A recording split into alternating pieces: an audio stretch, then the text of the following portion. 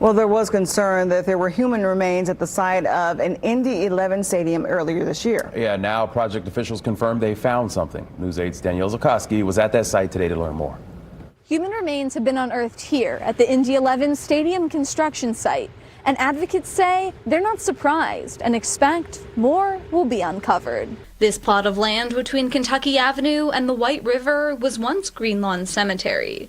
The history dates back to the 17th century. Human remains were just found in the northern portion of the land. Local historian and PhD candidate Leon Bates says this area was where Union soldiers and early settlers were buried. This is not a surprise at all to any of us.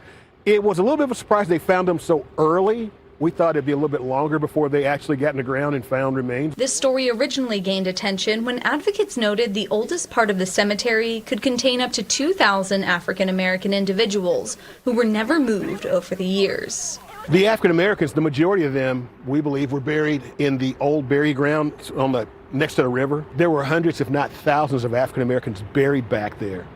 And there's no record that we can find that they were moved. So we don't know exactly where they are, but we highly suspect that they were left behind. The Indiana Department of Natural Resources says the Division of Historic Preservation and Archaeology oversees this work and reviews development plans that are within 100 feet of the cemetery. Indiana law requires developers to get an archaeological plan approved if human remains are found. In November, Keystone Group told News 8 it already had a plan in place. The plan includes what to do if human remains are found, how remains will be processed, and burial plans in a new location. Bates says while the law does not require developers to do a preemptive search, he believes that would have been the best option. Building on top of a cemetery or building on top of a graveyard, there's just something wrong with that idea. And if you're going to build like here, if you want to do it, move the people out. Their plan is not to move people. It's to only move those they find. If they don't find them, they're going to build on top of them. In a statement to News 8, Keystone Group says in part, Keystone views these discoveries as an opportunity to correct past mishandling by previous ownership and to respectfully relocate and honor what may have been found.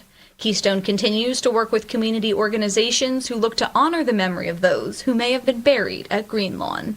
Development at this site is ongoing, and Keystone Development Group is following the DNR-approved archaeological monitoring plan. I'm Danielle Zukoski for WISH TV, wishtv.com, and like us on Facebook.